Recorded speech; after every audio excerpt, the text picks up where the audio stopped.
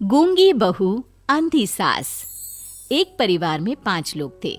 ओम प्रकाश, उनकी पत्नी सुमित्रा, बहू भावना, बेटा राहुल और एक थी उनकी बेटी प्रियंका। वैसे तो ओम प्रकाश और सुमित्रा के घर में सब कुछ ठीक ठाक था, लेकिन सुमित्रा की एक आदत थी। घर में कुछ भी गलत या सही हो तो वो किसी से कुछ नहीं कहती। और भावना स्वभाव की इतनी सीधी सादी थी कि अगर कोई उसके साथ गलत भी करता तो भी वो उसे कुछ नहीं कह पाती।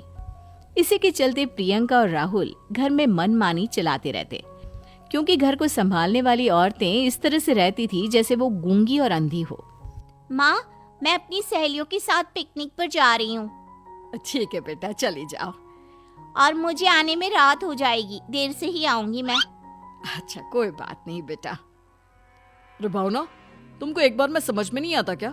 नाश्ते में फिर से पराठे बना के रख दिए। कितनी बार तुमसे कहा है कि मेरे लिए ढंग का नाश्ता बनाया करो। ठीक है जी, आगे से ध्यान रखूंगी।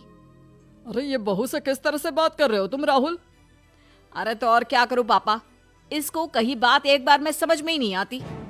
सुमित्रा, तुम अपने बेटे को समझाती क्यों नहीं? बहू से बात करने का ये क्या तरीका है? अरे जिसकी जैसी मर्जी आए करो, मुझे क्या। भावना बेटा, तुम भी तो कभी कुछ कहा करो। इस तरह क्यों सबकी बातें सुनती रहती हो?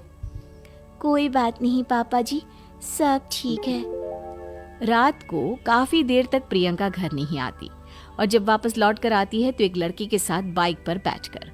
सुमित्रा और भावना दोनों ही प्रियंका को लड़की के साथ देख लेते हैं। आज तो जोर से डांट पड़ने वाली है, लेकिन मैं डर क्यों रही हूँ? माँ तो सब कुछ देखकर भी अंधी बनी रहती है। और रही बात भाभी की, वो किसी को कुछ नहीं बताने वाली। कहने को भगवान ने आवाज दी है, लेकिन गूंगी है गूंगी। अरे प्रियंका बेटा, इतनी रात को कॉलेज से लौट कर आ रही हो? कहाँ गई थी तुम? पापा, वो सहेली के घर पर थी, पढ़ाई करने के लिए रुक गई थी।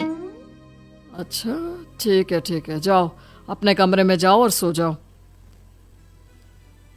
सुमित्रा ने अपनी बेटी को एक लड़की के साथ इतनी रात को आते देखकर भी उससे कुछ नहीं कहा और भावना ने भी इस बारे में किसी से कोई बात नहीं की। कुछ दिनों के बाद मामा जी का फोन आया था।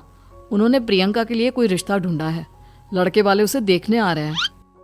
अरे मुझे नहीं करनी शादी वादी, किसी लड़की को बुलाने की कोई जरूरत नहीं है। ये तुम क्या कर रही हो प्रियंका बेटा? तुम्हारी शादी की उम्र हो चली है और तुम्हारे मामा जी ने बहुत अच्छा रिश्ता बताया है। पापा, अब जिद क्यों कर रहे हैं? और आप क्यों मेरी मर्जी के खिलाफ शादी कराना चाहते हैं? अरे माँ, इसको समझाइए ना। आपकी बेटी, आप तो बस चुपचाप सब कुछ होते हुए भी देखती रहती हैं। अरे तो क्या कहूँ, और मेरे कहने से क्या हो जाएगा? वैसे भी गलत क्या हो रहा है, सब कुछ सही तो है।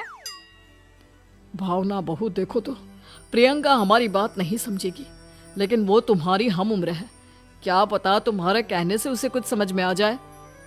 नहीं पापा जी, मेरे कहने से कुछ नहीं होगा। मैं प्रियंका को कैसे समझा सकती हूँ? वो ननद है मेरी, कहीं मेरी किसी बात का बुरा मान गई तो? सुमित्रा और भावना में से कोई भी प्रियंका को कुछ नहीं समझाता।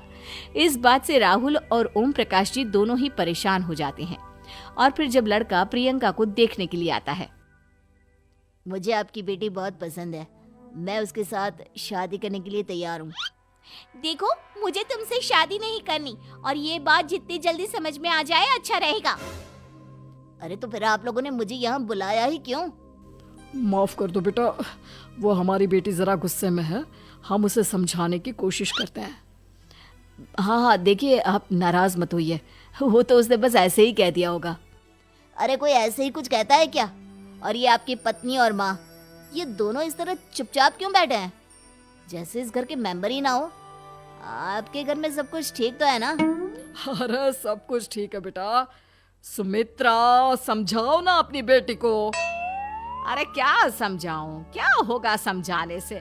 सब ठीक ही तो हो रहा है, गलत क्या हो रहा है? भावना, प्रियंका को अंदर लेकर जाओ और उससे समझाओ कि कितना अच्छा रिश्ता है। इतना अच्छा लड़का है, इस तरह से बिहेव ना करे। नहीं जी, मैं किसी से कुछ नहीं कह सकती जी। अरे अजीब परिवार है, मुझे तो यहाँ से निकलना पड़ेगा। इस तरह से तो आप